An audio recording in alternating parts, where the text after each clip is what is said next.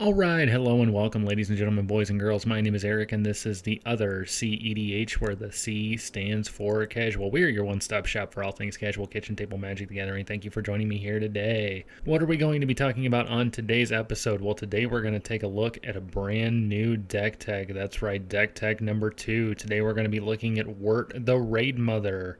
This is one ugly gal. Sorry, I speak my mind, that's how I am, and yeah, that's a face only a mother could love. Wort is 4 Gruul for a 3/3 legendary creature goblin shaman. She says when Wort the Raidmother comes into play, put 2 1/1 red and green goblin warrior creature tokens into play. She also says each red or green instant or sorcery spell you play has Conspire.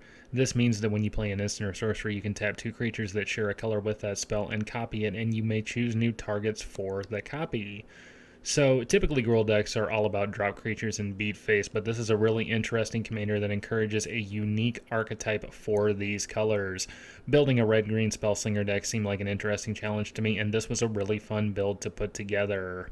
As always, we're going to be looking at 4 main categories of cards: mana ramp, card draw, token generators, and how are we going to win this game. So without further ado, let's get into it. Wort wants our ramp to be instant and sorcery based, so we're running Rampant Growth and Farseek. Rampant Growth will get us any land, where Farseek will only get us a mountain, but these spells can be conspired with our commander. Battle Hymn and Seething Song are especially good. Battle Hymn wants us to have a lot of creatures in play, giving us a red mana for each creature we control. Seething Song will get you 5 red mana for the cost of 3, so you're coming out 2 ahead on that exchange, even more if you copy it with your commander. And let's talk for a minute about a card called Harvest Season.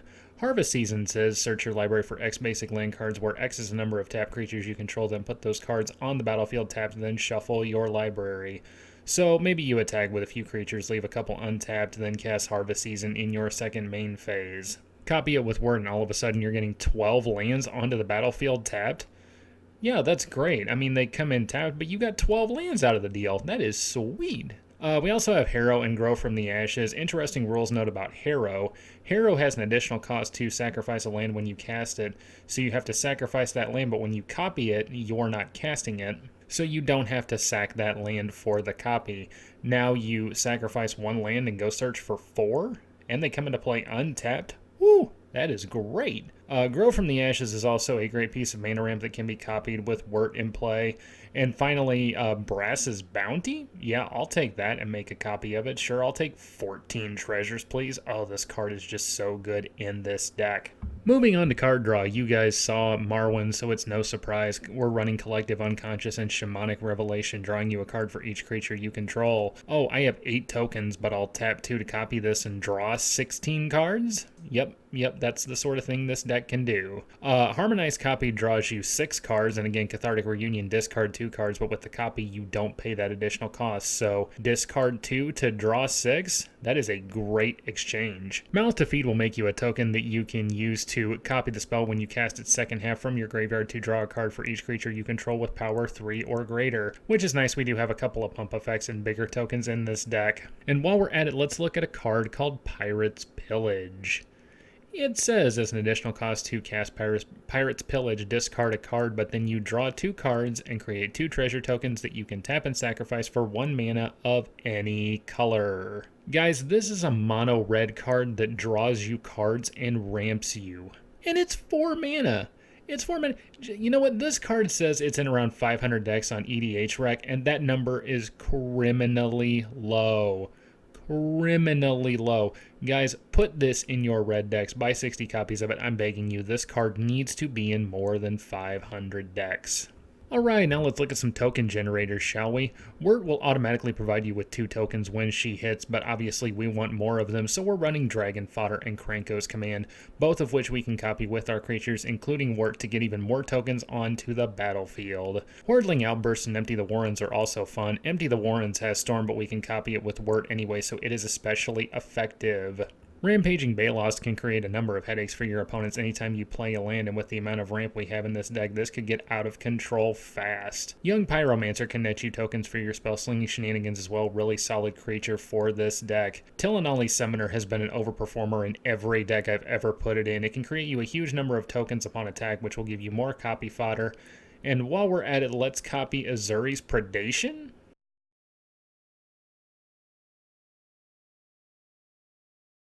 But now the most important question, Eric, how do we win this game? Well, there are two different directions you can go. Again, you guys watched Marwyn. You could go the route of Overrun and Overwhelming Stampede. Make your 30 tokens huge. Just run everybody over. I didn't want to lean into this too hard with this build, but it is an option. It's how we basically won the game with Marwyn. So I did want to mention it. Didn't want to lean on it too hard. Another way you could go would be Burn at the Stake. Oh, that name is just such a heavy metal name for a magic card. I love that name. Burn at the Stake says as an additional cost to cast this spell, tap any number of untapped creatures you control. Burn at the Stake deals damage to target creature or player equal to 3 times the number of creatures tapped this way. So tap 6 tokens and tap 2 more to copy it. So tapping the 6 tokens to cast it is 18 damage, but then you have a copy of 18 damage. So 18 times 2 is 36 damage. Oh, peace. Game over. Wow, this card is insane in this deck. We also have Massive Raid. It says Massive Raid deals damage to target creature or player equal to the number of creatures you control. So again, copy this with 12 creatures, and that's going to be painful. Super, super good in this deck. You could also run your Comet Storms or Fireballs, copy one that's big enough, and you can just switch the targets and end the game for 2 players. Or you can just go nuclear and copy a massive Earthquake or Rolling Earthquake and just light the world on fire. And as always, you're going to want to have ways to protect your commander since this is a very commander-centric deck. So Alpha, Authority, and Aspect of Mongoose are here. I can't speak highly enough about them. They're great in any green deck that relies on its commander. And Swiftfoot Boots is in here because of course it is. Very cheap and effective way to protect your commander, and we'll even let her tap right away to kick off your instant and sorcery multiplication machinations. Last but not least, it's time to look at the mana base. We're running Evolving Wilds and Terramorphic Expanse, both of the no-brainer budget fetches. They'll each grab you a basic land into play tapped. Rugged Highlands and Gruul Guildgate come into play tap for either one of your colors, and Rugged Highlands gains you a life as well. Timber Gorge and Kazandu Refuge are here as well, same as before. Both come into play tap for either of your colors, and Kazandu Refuge will gain you a life when it comes into play. We also have Warped Landscape and Jund Panorama. We can pay 1 into Jund Panorama and sack it to go find one of our basics, and Warp Landscape will let us do the same thing, but for 2 mana. There's also a Moss Warp Bridge, which will come into play tapped and let you look at the top 4 cards of your library, exile one of them face down, and when creatures you control have total power 10 or greater, you can pay a green and tap it to play the exiled card without paying its mana cost. Finally, we're running a total of 28 basic lands with this deck, including 15 forests and 13 mountains.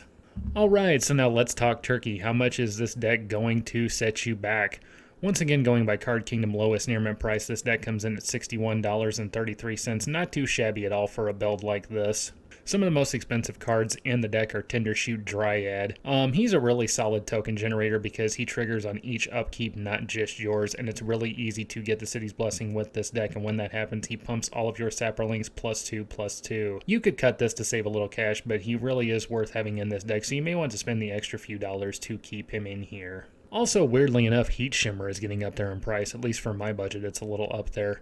I remember putting Heat Shimmer in my original build of Adeliz the Cinderwind, and it was a really key piece to that deck. It was one of the ways that the deck worked the way that it's supposed to, so I happen to have a copy of it laying around. That Adeliz build is no longer together. It's a really cool effect to have for this deck, especially if you can copy it. You know, you can do something kind of goofy. You can get a copy of everybody's commander.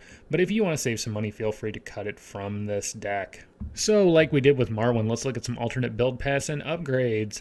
One interesting build path with this deck would be a Theft build, so you could run things like Active Treason and Besmirch, both of which will let you gain control of target creature and it gains haste until end of turn. You can copy these to steal more than one creature and seriously mess someone's world up. Malevolent Whispers and Mark of Mutiny are really good as well. They do the same thing as Active Treason and Besmirch, and while we're at it, can we talk about Mob Rule for a second? Oh, I'll copy it and gain control of every creature on the board and just kill all of you.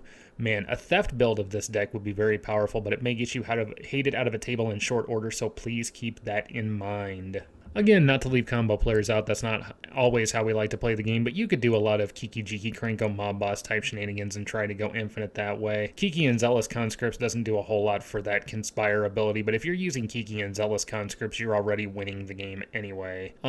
You could also include something like an Angry Omnath and a Mina Enden Wildborn and do something like a landfall build and lean the deck in that direction. I actually did wind up with a copy of Angry Omnath in the finalized version of this deck. If you do a landfall build, Nesting Dragon would also be particularly good, and Avenger of Zendikar. Oof, I don't want to play against this build. I'm calling it right now. Again, all of these builds are going to be equally disgusting and equally fun, so feel free to run with whatever build you like. To me, building a combo deck kind of violates the spirit of what Wort wants to do, but if you want to build the deck this way, by all means, go for it. I haven't really leaned in any kind of combo aspects of this build. I feel it's already gross enough as it is, but again, you guys can feel free to build the deck however you desire. And so that's our build of Wort the Raidmother. I'd be very interested to hear what you guys think about this deck, so feel free to drop a comment below and tell me what you think. Again, shout out to my buddy Dan, without whom this channel would not be possible. He's my biggest supporter and a truly dear friend. Sorry we had to skip this past Sunday night, buddy, but this thing has just been wiping me out lately. As always, feel free to comment, subscribe, and smash that like button. The Other EDH has a Facebook page. We now have a Twitter page, so feel free to drop by Facebook, drop by Twitter, come by and say hi, tell us what you think, tell us how you think we're doing on this channel. Again, my name is Eric. This has been The Other EDH, and we will see you guys later.